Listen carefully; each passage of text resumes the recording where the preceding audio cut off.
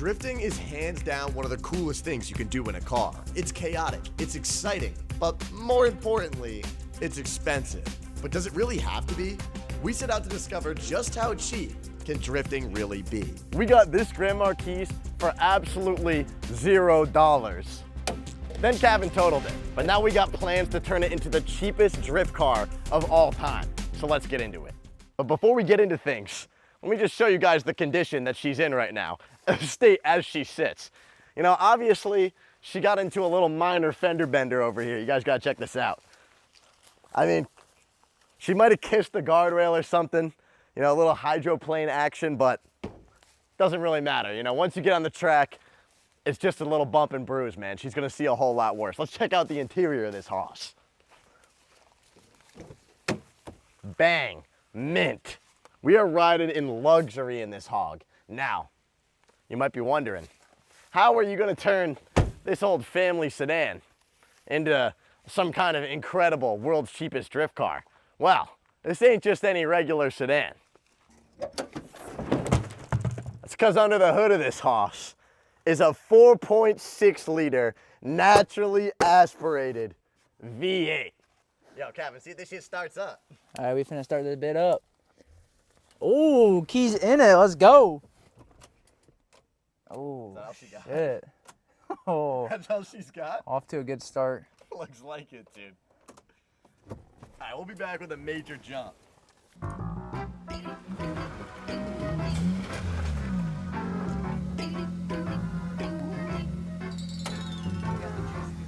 No, nurse her up. Nurse her back to life, yo.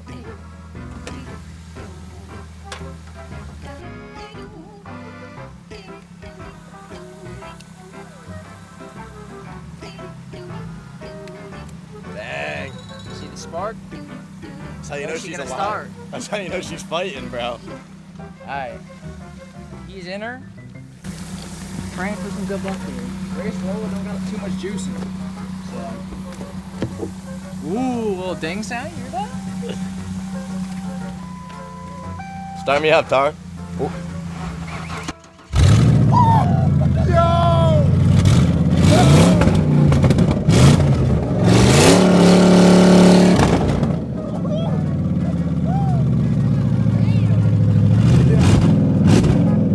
Hey, traction control's already off. It's meant to be. That shit. Traction control already off, baby. Yo, she purrs like a kitten. Let's go, baby.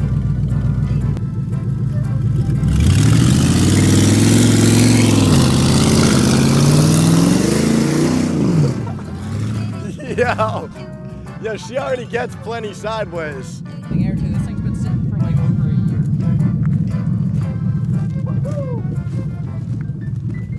Out of retirement. Yo, we got residents. Yo, there's a spider. He's going home in there. Yo, I don't know how many of them are living in there, but they're about to be in for a wild ride. All right, it's time to get down to business. Let's break down the plan for how we're gonna get this thing onto the track ASAP. First things first, this old hog, she weighs a little too much. So this luxurious interior here, it's gonna have to go.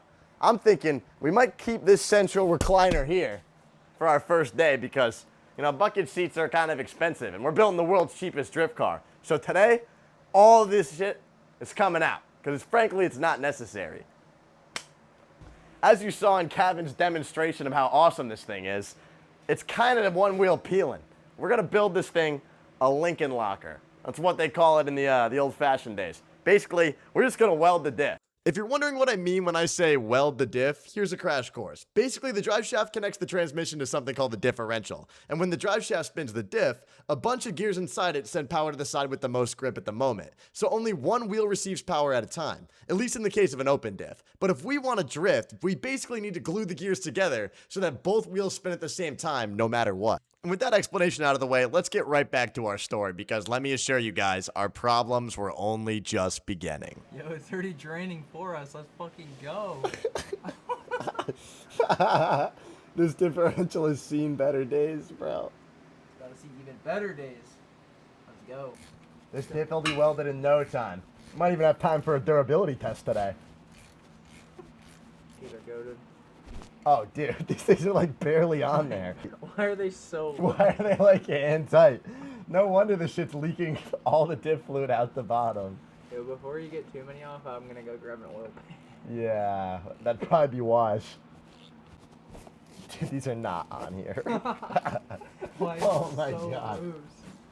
That cannot be the spec. Yo, that is straight metal. No. Yo, what is going on? No. It's sand.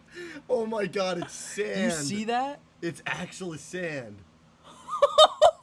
So yeah, I think it's pretty safe to say our differential wasn't exactly healthy when we cracked it open. But was that going to stop us from welding this thing? Absolutely not.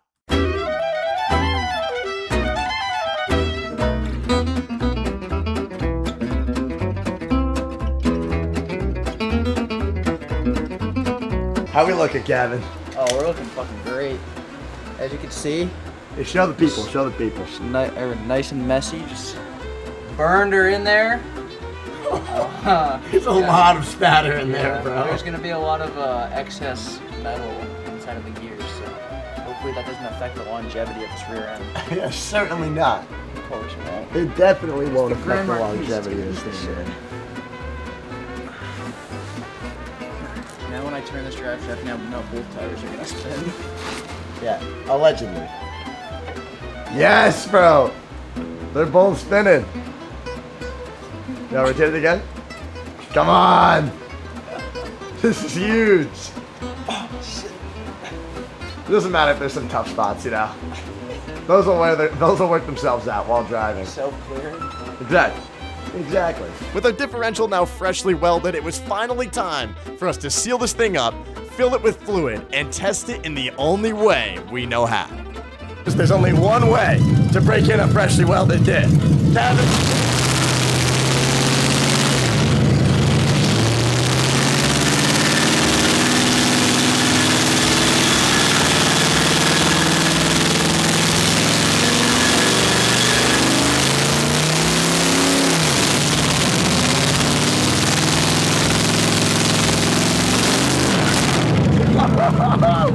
Oh my god!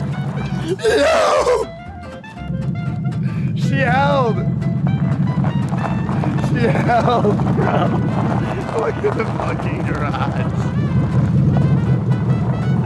Oh my god, bro! Holy fuck! Are you serious? Let's go! Not one wheel peel, but two! Holy fuck, I can't even see in here! Yo. That was awesome. That was awesome. Fucking awesome. That was awesome. The rocks all. Sunlight. This thing fucking rules now. Fire. Tire fires, right? That's awesome. No workplace accidents, dude, surprisingly, even though we might have done a wee burnout inside the garage. Dude, those traction marks are gonna be there forever. This is fucking awesome. Well, we know the diff works, right? At the end of the day, the diff works. That's fucking awesome. So, I think it's time we move on to the next step. Test drive action. Oh yeah, that's fair. We can test drive this hog. But we can't make it far without a battery in it, so we should probably situate that before we drive it anywhere. Before we take this thing for a test drive, we need to do a little battery transplant here from the Corolla. Just making a sacrifice. Hopefully it's the same size and we can just toss it in. It looks like similar size. Looks smaller, which is good. Should fit in there. Yeah. Think you could do second gear donuts? Hopefully. We can go run over to the gravel road. Where's the gravel A road? little bit farther than Mexico. Oh, Mexico? It's like southern Mexico. We were gonna go to like northern. Yeah. All right, so she's got a fresh battery, fresh rear end. All it's left to do is take her for a little trip to Mexico. You know, we gotta see what she's got. Make sure that she's yo, it's just ripping burnouts, bro. Not limited slip.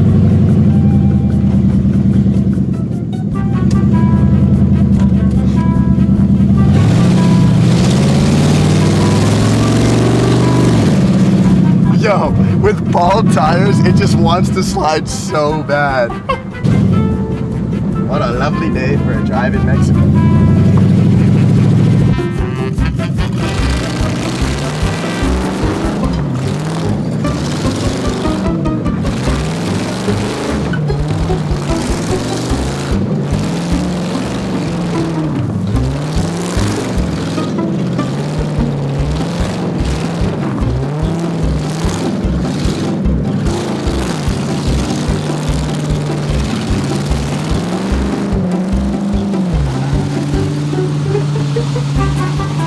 Well, we're back from Mexico, and as you can see, she survived. I think we learned two important lessons from this endeavor. One, our welded differential works perfectly.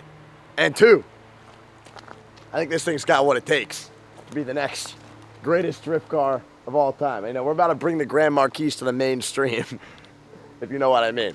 So now it's time to move on to the second step, though. And that next step being putting this old girl on a diet. In the next episode, we put the Grand Marquis on Ozempic. The only thing she's hungry for is the racetrack after we rip off all of the extra weight that's just purely not necessary. So if you guys want to see what happens next with this thing, make sure you subscribe because it's only gonna get crazier.